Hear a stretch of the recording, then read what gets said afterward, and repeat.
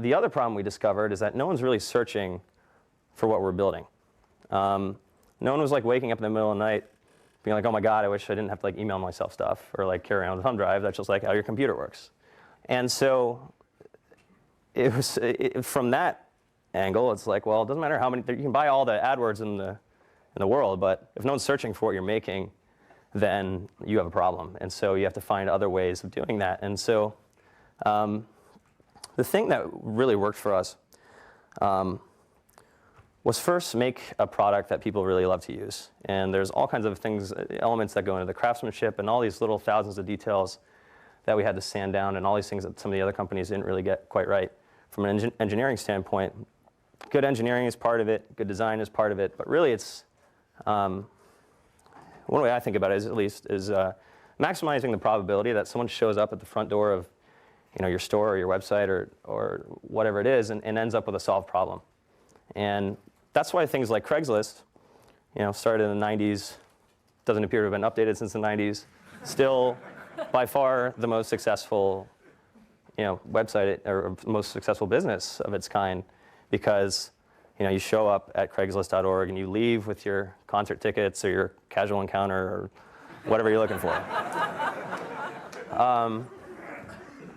Even though the design isn't that great, maybe it's not that hard of an engineering problem, different things. Just unbelievably successful. So anyway, it starts with a good, well, in my opinion, it really starts with a great product, and all the marketing or tricks in the world. It's you're not going to push a rock uphill. And then the second thing, so once we understood that, then it made it a lot easier for us to conceptualize this. And so what we did instead, we're like, okay, well, we have all these people who appear to really love Dropbox. And the only reason we're like succeeding at all, besides this sort of dig maneuver we did in the beginning, is because they're telling their friends about it. And so why don't we just like harness that? And how can we give people tools to spread the word? And so what we did was two things that drive the vast majority of all of our traffic today, or all of our signups, which are, one, we made this incentive referral program where if I tell you about Dropbox, you get some extra space and I get some extra space. And we had this kind of currency to work with.